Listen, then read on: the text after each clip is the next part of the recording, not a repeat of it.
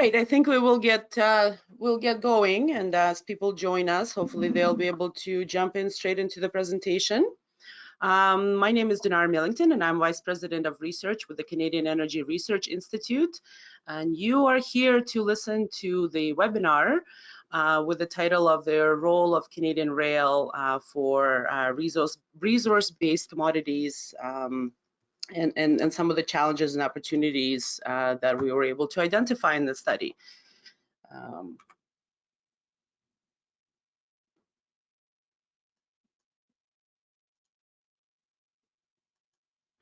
All right, so if you have joined us, your microphone has been muted for the duration of this presentation, so you're only going to be able to hear me.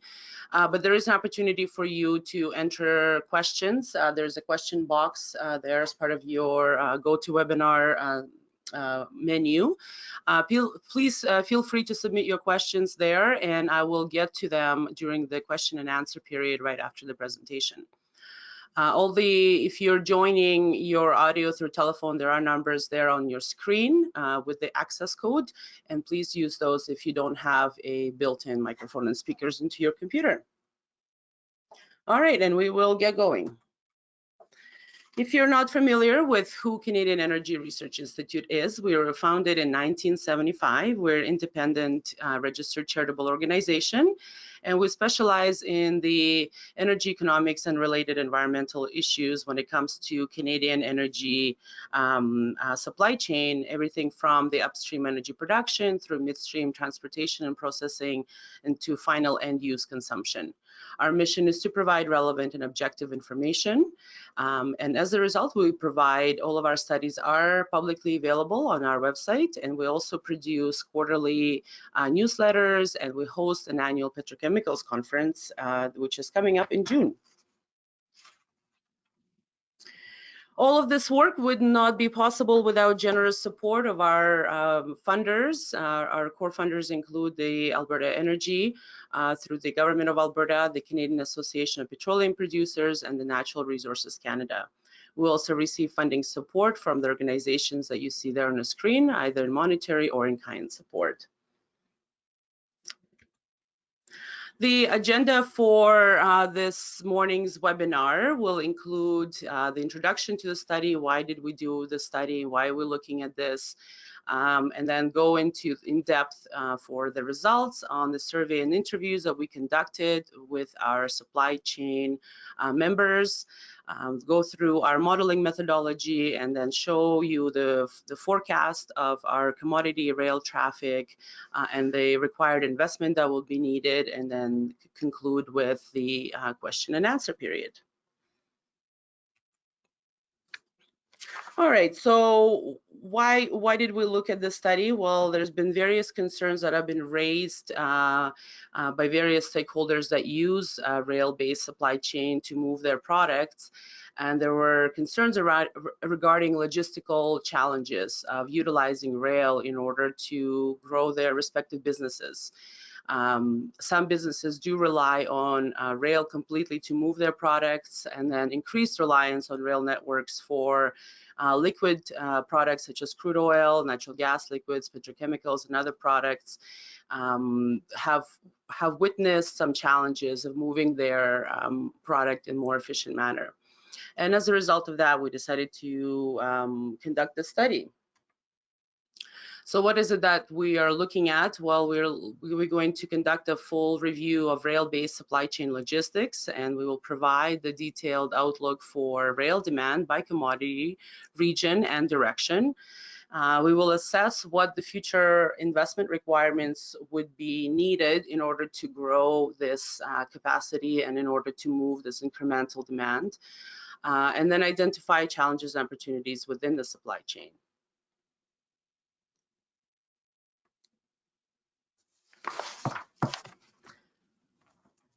Canadian economy relies on efficient and competitive national transportation system, and according to the Canadian Transportation Economic Accounting, the total transportation sector contributes over $150 billion to Canadian economy, or a representative of 8% of total Canadian GDP.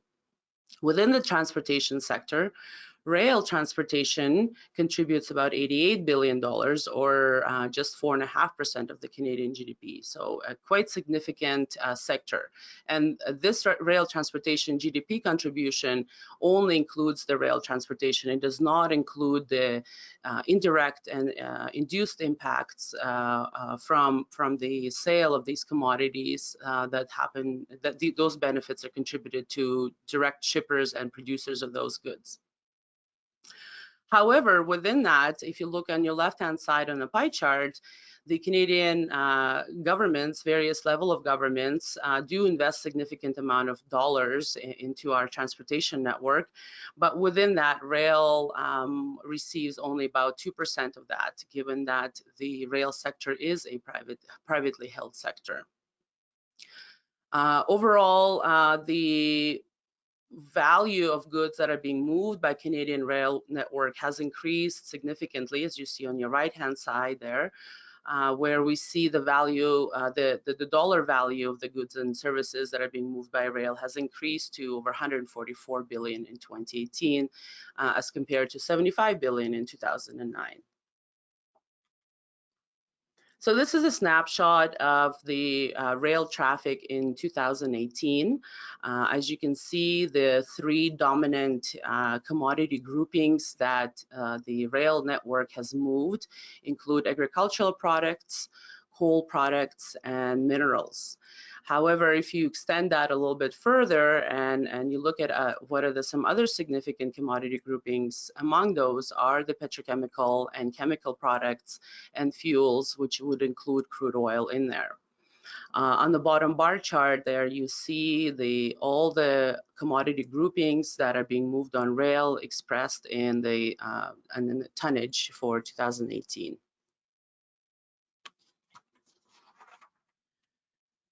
So we've taken a look at, we have conducted a full analysis of the rail network from coast to coast to borders.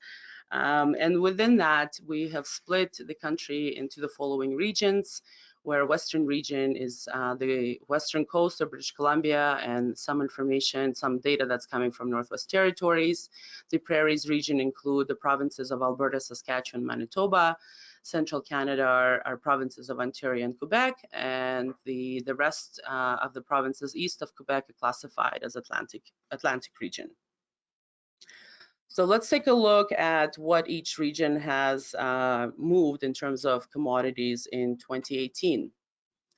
So let's start from the west. Within the western region, what we've identified are what you see there on your slide, and all the various commodities that are being moved out of the western region include coal. The top 5 commodities include coal, forest products, miscellaneous goods, minerals, and plastic and chemical products. In brackets, you see the tonnage volume of those products. Within the Prairies region, the diversity is a little bit wider among the various products that are being moved. Within the Prairie region, what flows out of the region include the top 5 commodities include agricultural products, plastic chemical products, fuel and crude petroleum, minerals, and food products. When we get to the slide, when we show the annual evolution, you'll see how much the fuel oil and crude category has grown for the Prairie region, which is not surprising given the existing pipeline capacity constraints for petroleum liquids to be able to be exported on a pipeline out of Western region. So for Central Canada, for Central region, again, taken a look at what's being moved, and then this is a snapshot of 2018. Again, the variety of products are visible and a little bit of different mix of what the top commodities were. These include miscellaneous products, fuel and crude petroleum, base metals, forest products, and plastic and chemical products. And last but not least is the Atlantic region. As you can see from the bar chart there on your left, it's predominated by the mineral commodity category that's being moved out of Atlantic region. And other commodities include miscellaneous forest products, automobiles and transportation equipment, and plastic and chemical products. So rail does not only move products in within Canada, Canada also moves a lot of products in and out of markets within North America. And this bar chart here shows that in 2018, Prairies region were more than 55% of share of total commodities outflow to US and Mexico were responsible for moving the majority of goods and services. In the second place is Central Canada at almost 30%, and then Western and Atlantic region take up the remaining shares. All right, so this is the 4-year worth of historical data of Canadian provincial outflow to US and Mexico. As you can see, for the most part, all provinces except for Alberta, Saskatchewan, and BC have experienced somewhat of a flatter growth. The significant impact where you see the last 2 years of 2017 and 2018 is a growth of the commodity outflow within Alberta and Saskatchewan. And this has to do with increased volume of crude oil and other liquid petroleum products that are being moved on rail out of Western Canada, specifically Alberta and Saskatchewan, to the markets in the United States. When it comes to Canadian rail imports, the picture changes a little bit in terms of the share. Here, as you can see, Western region is dominant at 36% share of imports by rail, closely followed by almost equally split between Central and Prairies region.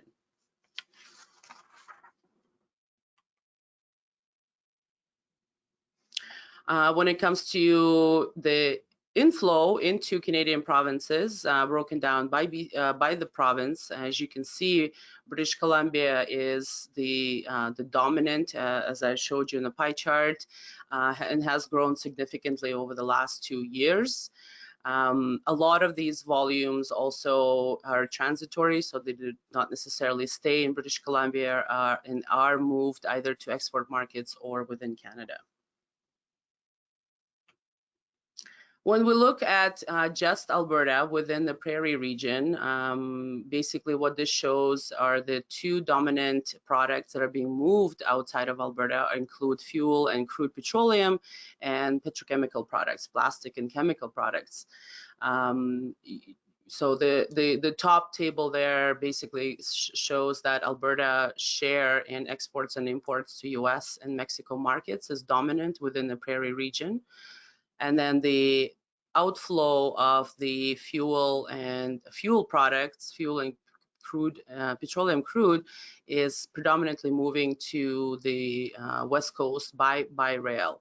But this is not to indicate that BC domestically consumes all of these products. It just means that it has access to waterborne ports where those products can be exported from. When it comes to plastics and chemical products, again, Alberta moves a lot of that outside of this province, and the market where it goes to, again, for majority of it goes for export, international export, is in the province of British Columbia. All right, so this is basically a snapshot of 2018 of all the rail traffic, just expressed a little bit differently here on the map. Basically what this map shows is, if you look at the regional difference here, is you can see that the Western Canadian region is a net exporter of products, whereas the Central Canada and Eastern Canada are predominantly net importing provinces.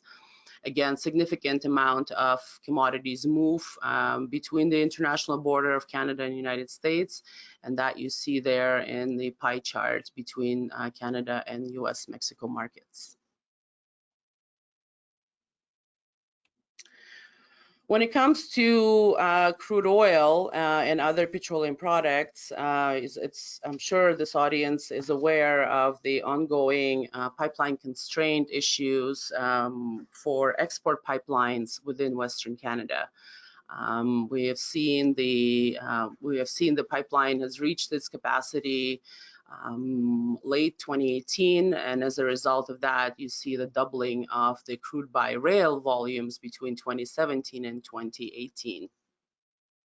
As we move forward, and I will show you what our scenario looks like when the pipelines that are currently under construction, if those were not developed and not operational, what that volume increase would look like for crude by rail demand. All right, but just switching gears before we get to our forecast results, I want to quickly go over what our interview results look like. So within the rail-based supply chain, we have taken a look at and we have contacted all the players and all the members within the red box that is identified on your slide. So the full supply chain looks like what you see here on your slide, from a producer or shipper of commodity, moving their product to terminal or yard or storage, then getting on rail, moving to ports, and further the more extended supply chain then takes the product onto the ships and then delivery to the final customer. However, in our interview setup, we've only looked at the members of the supply chain within that red box, as well as we've added the regulatory and government agencies into this interview setup. So what have our members have told us? So we've asked basically the interview survey was set up basically to identify what the challenges and opportunities were for their specific needs and their specific products that are being moved. All the survey results were anonymized and aggregated, just so we're not assigning specific comment to a specific company. And our results are here on your slide. So first I'm going to go through some of the challenges, some of the bigger challenges that were identified. The full list of challenges will be available to you in the actual report. So basically, the number one challenge that kept coming back was the lack of commonly accepted metrics for rail performance measurement. A wide range of commodities move on Canadian railways, with individual products being measured by various units of measure and used as supply chain indicators. However, this makes it difficult to define and measure current rail performance due to such a wide number of indicators. For instance, capacity, velocity, or any other measures face extensive data and measurement inconsistencies. And while these metrics are essential, there isn't any commonly accepted measuring system. Delays and network congestion cause fewer rail cars arriving in ports or being available to shippers. And this incurs higher demurrage charges that are being faced by waiting vessels. And sometimes there's just not enough space to also unload or reload the ships that have to sit there and wait, or either being filled or emptied. Some concerns were raised regarding first mile, last mile issues. Basically, what this refers to is the beginning of a trip by rail within the first mile of the trip, and then arriving at a destination, either a port or final end consumer, where some issues are being faced. So basically, the supply chain members wanted to see improvements in relation to first last mile operations. Many challenges that were identified in our interviews come from poor coordination of the full supply chain network and supply and demand of rail cars. Excuse me, communication or communication especially during disruptions, have been identified as one of the challenges, where the shippers are not receiving real-time information and data as to where their rail cars are. There's also been concern raised from rail companies and shippers about unreliable forecasting and what shippers provide information to the railway operators in terms of what their demand will look like for foreseeable future for products that they're shipping, and vice versa. The railway companies have identified that they're not receiving up-to-date information, and sometimes there's a mismatch between what the rail demand is estimated like and what it is in reality. Some other challenges include issues relating to capacity within the yards, terminals, and ports, as well as seasonality. The Canadian harsh winters do create challenges for rail operations, where rail companies do have to slow down and bring in additional crews and locomotives in order to accommodate the rail traffic.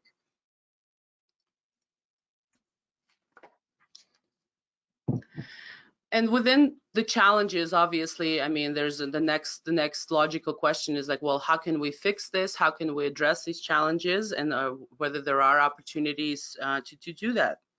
So the biggest one that came out of the interview is all members within the supply chain wanted to see a more holistic approach to addressing problems across the entire infrastructure network, which then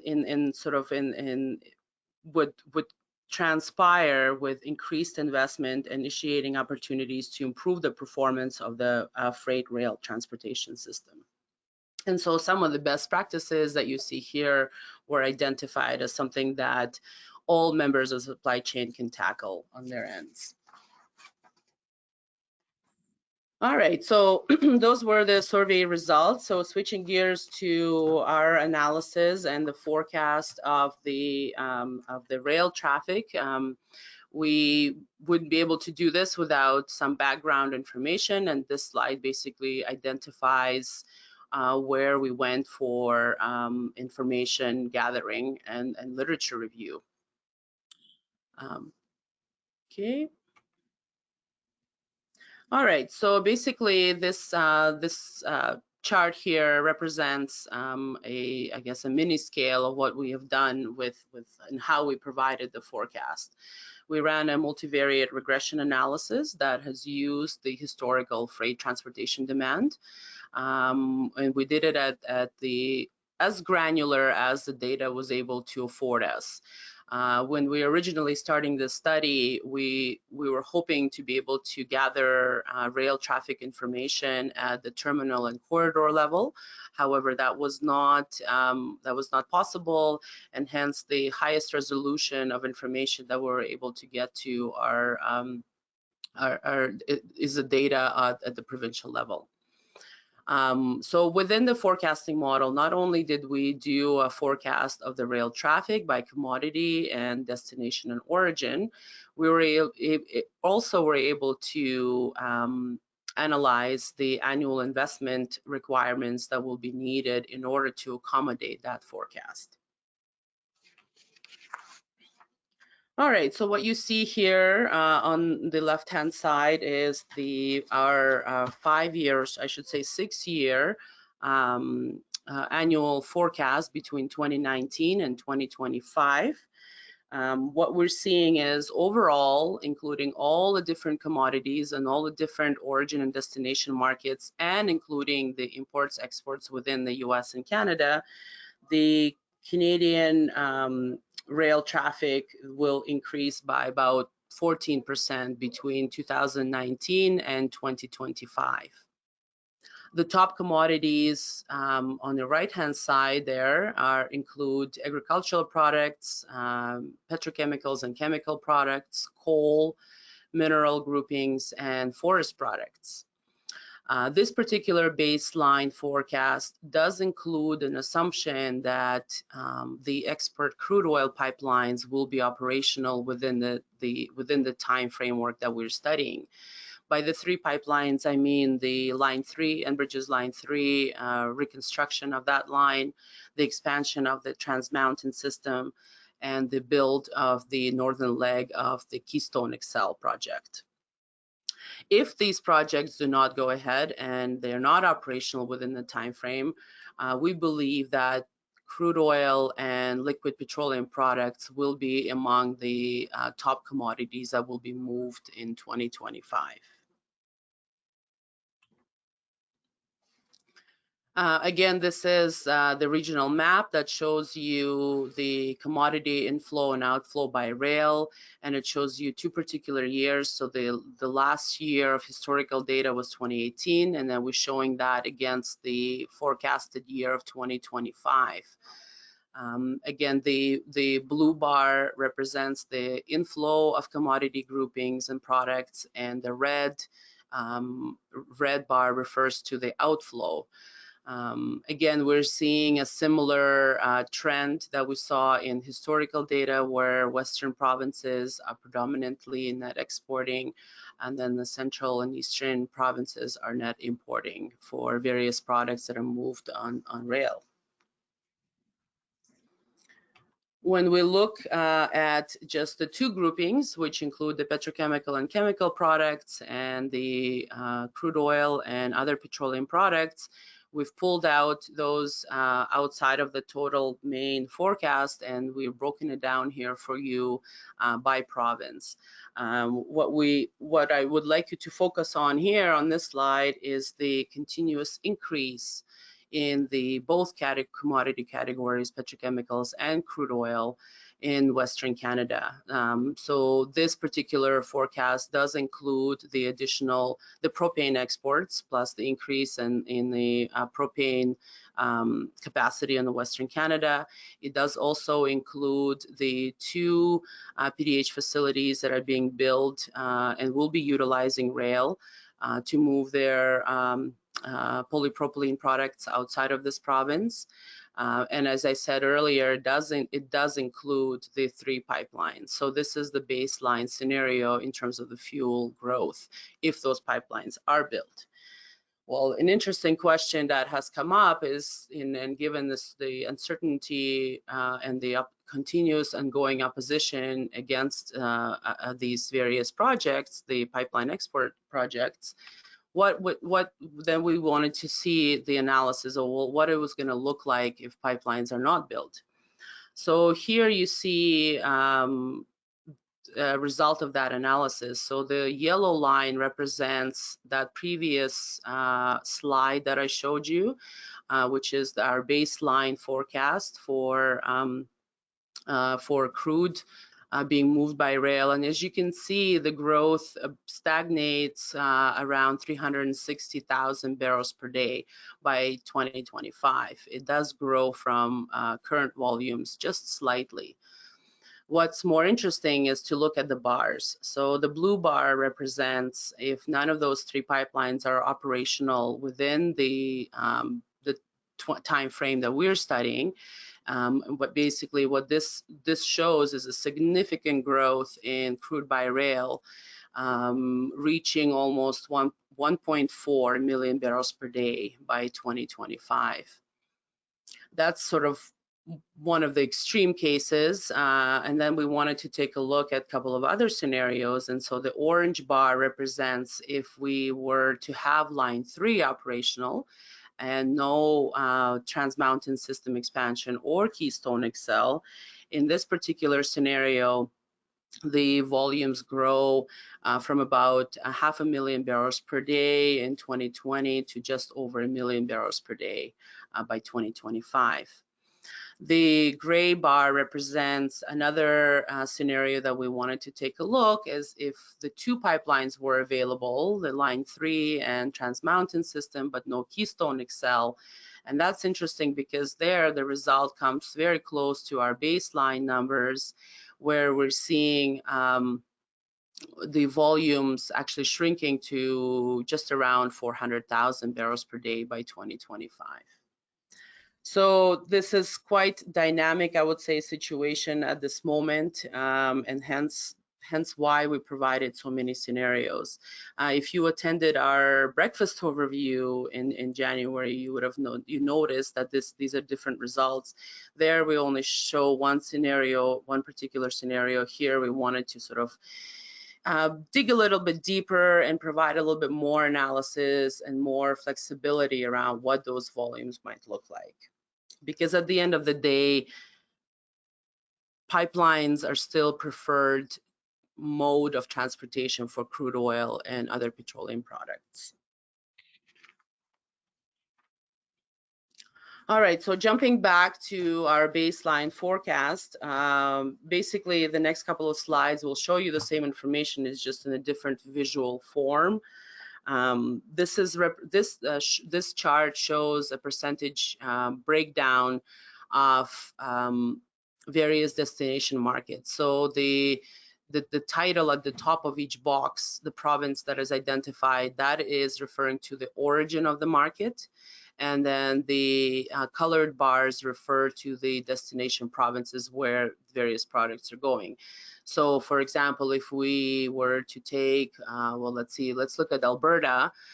You see that about half of its rail traffic is destined for markets in British Columbia. Again, this is not to say that BC will be utilizing and consuming this product domestically, but this is to show that majority of them actually will be going for exports. And another about 30% of products that move outside of Alberta are going to that purple bar there, which is which is referring to US and Mexico market. Interestingly enough, the middle one, that one is Northwest Territories. You can see that all of the products, all the rail traffic that originates, excuse me, in the Northwest Territories is destined for markets in Alberta. And then as you can see, as you go through various provinces and where this rail traffic originates, the makeup or the different destination markets varies. So this was the, excuse me, total outflow by destination market. And this is basically the same information, but here now we're showing the total outflow originating in various provinces by various commodity groupings.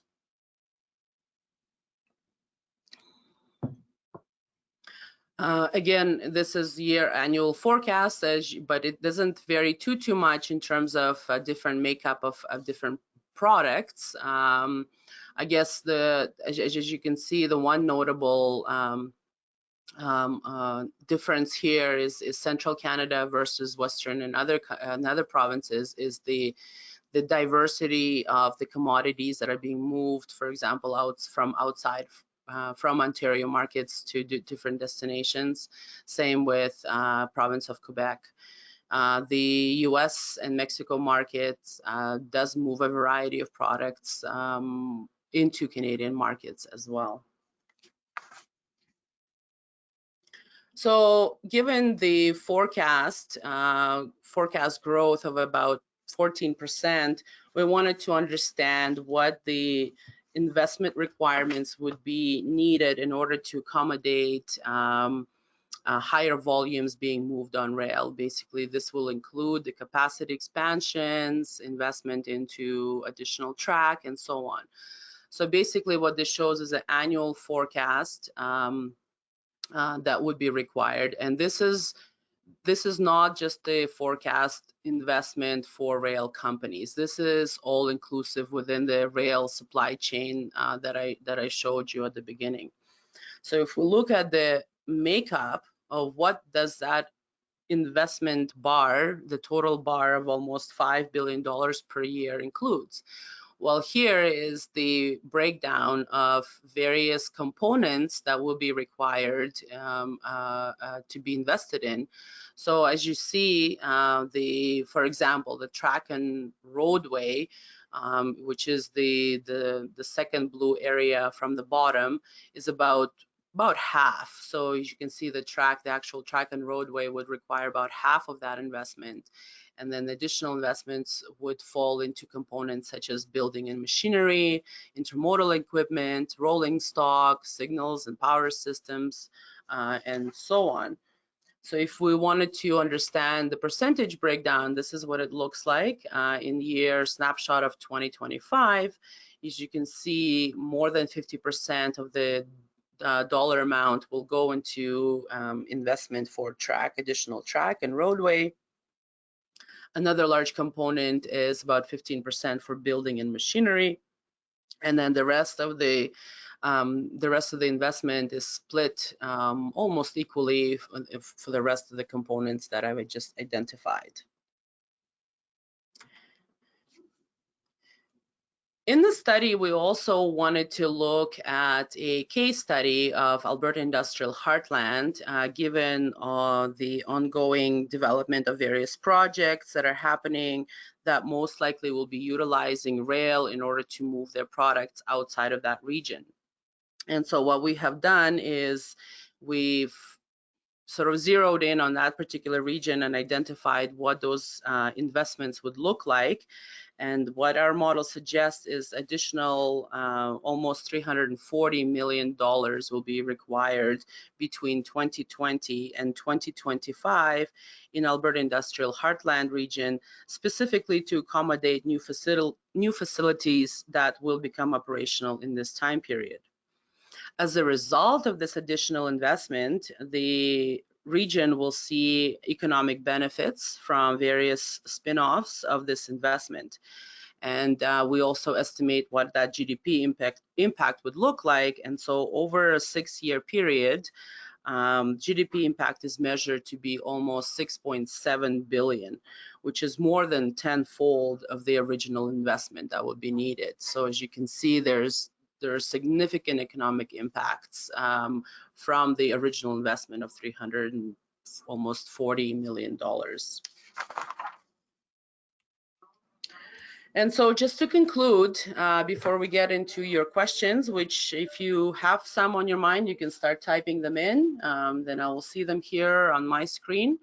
So in conclusion, hopefully I was able to show you that efficient and competitive national transportation system is closely related to productivity and income in Canadian economy. That rail transportation improvements, they do boost economic development and economic impact, as you saw in the case study of Alberta Industrial Heartland. We're suggesting that the rail traffic moved of various commodities will increase by about 14% between 2019 and 2025. The top 5 commodities in our baseline forecast include agriculture, petrochemicals, coal, minerals, and forest products. However, if pipelines are delayed and not operational within the 5-year forecast period, we're going to add crude and other petroleum liquids to this top commodity groupings. We're going to expect higher traffic on corridors that move that are located between Prairie Region and West Coast, as well as the Prairie Region down to US-Mexico markets. You saw that this kind of incremental rail traffic growth will require additional capital investment, which was identified to you here to accommodate this growth. While we were able to identify and forecast commodity flows and investment levels, there's still a lot of research that remains to be done. Hopefully, in the future, we will be part of that future research. So some of the elements that we were able to identify is establishing the common performance metrics in order to measure rail performance, measure rail capacity in congestion areas. Again, this will require data at a higher resolution level than that we were able to obtain, examine the feasibility of extending the current supply chain, and creating a national demand growth model. So this completes my portion of the webinar. I look forward to your questions. Oh, there's a couple of questions here. Let's see. First question, given current oil prices, do you expect companies to pull back on using rail? Interestingly enough, I was just driving to work this morning and I heard that one of the producers is actually pulling out or delaying its crude by rail program. So it's not necessarily that the level of oil prices is what sort of will indicate the level of crude by rail demand. It's the difference between the differential between the WTI and Western Canadian Select, which is a benchmark for Canadian heavy oil, which would be more important to measure that and to look at that as opposed to just the absolute level of oil prices. So in the short term, yes, if the differential also is narrowing to with the oil prices, and I would expect the cost of moving crude by rail would be uneconomic. So I would suspect there will be some short-term impacts. Another question. Do you have a sense of how much crude by rail is being carried out with undiluted bitumen versus dilbit? Yes, well, really good question. Short answer is no. I can take a guess. We can probably do a quick analysis on that, but right at this moment, I would say no. I don't know exactly how much of being moved as rail bit, which is what you're referring to as undiluted bitumen versus dilbit. One thing I can say is moving bitumen in its pure form without any diluent does save a producer or a shipper on the cost of transporting that product. Any other questions? So just before I sign off, the presentation will be available to all the webinar participants right after we finish here. Our marketing department will follow up with that. And if you're interested when the study will be coming out, we are gauging additional 2 weeks that we will need for internal review. And then that report with all the full details will be published on our website together with the data dashboard that we will be creating on the CERI public Tableau site. All right, so with that said, thank you very much for joining me this morning, and I look forward to spending more time with you at the next webinar. Thank you and take care. Bye-bye.